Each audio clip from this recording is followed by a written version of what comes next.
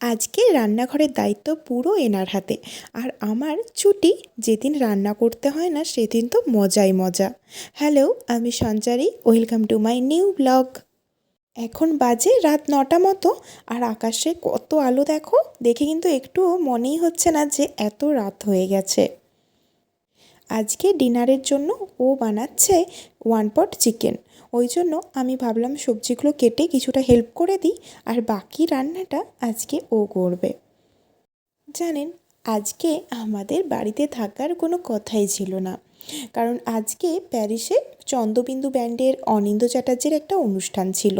প্যারিসে যে বাঙালি গ্রুপ রয়েছে সম্মিলনী, তারাই এই অনুষ্ঠানটার আয়োজন করেছে। আর আমরাও এই অনুষ্ঠানের টিকিট কেটেই রেখেছিলাম, আগে থেকে ভেবেছিলাম সবাই একসাথে ভীষণ মজা করব। কিন্তু ওই যে আগে থেকে সব কিছু প্ল্যান করে রাখলেই যে সেটা হবে, সেটার তো আর কোনো মানেই থাকে না। হঠাৎ করেই আমার শরীরটা একটু খারাপ হয়ে যাওয়ার জন্য আজকে আর যাওয়া হলো না। তো যাই হোক, নাই বা শোনা হলো গান, বাড়িতে এই যে আনন্দ করে হবে ডিনার, সেটাই আর কম কি বলুন তো। যাই হোক, এদিকে গল্প করতে করতে দেখুন ও রান্নাও কিন্তু বেশ অনেকটা কমপ্লিট হয়ে গেছে। এবার প্রেসার কুকারের মধ্যে এই সবগুলো একসাথে দিয়ে বেশ কয়েকটা সিটি দিয়ে দিলেই হয়ে যাবে এই ওয়ান পট চিকেন।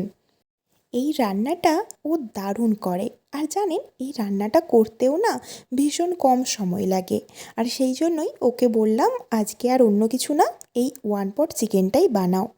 তো রান্না তো আমাদের কমপ্লিট, চলুন ডিনারটা সেরে ফেলি। টাটা।